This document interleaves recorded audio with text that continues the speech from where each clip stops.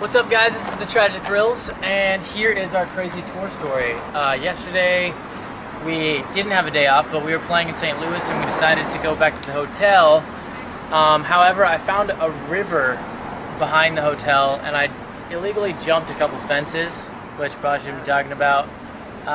But then I had to jump over a river, but to jump over the river, what I did was I jumped like down 8 feet, over 4 feet, landed on a mound in the middle of the river, and then jumped from there to a fence and climbed up the fence, found a patch of grass. But when I found the patch of grass, I found a herd of cows, and I was like, grass.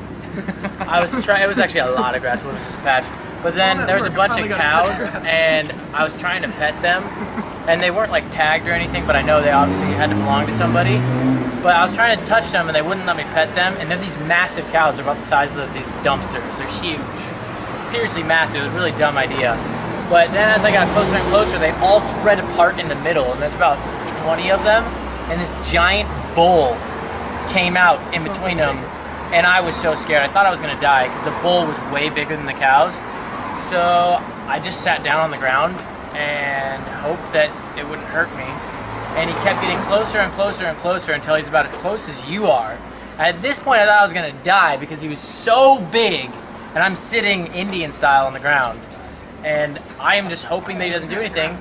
And then we stared each other down for about 20 minutes. I sat there for 20 minutes and he didn't move for 20 minutes. And at that point, I just realized, all right, well, either he's gonna kill me or he's not gonna kill me. So I stuck my hand out, and then in 10 minutes, he bridged that foot gap, and I was able to touch his nose, and he was like trying to lick me, but he didn't, and he didn't kill me. And then when he was done with that whole test thing, all the cows let me pet them. I just ran around petting the cows.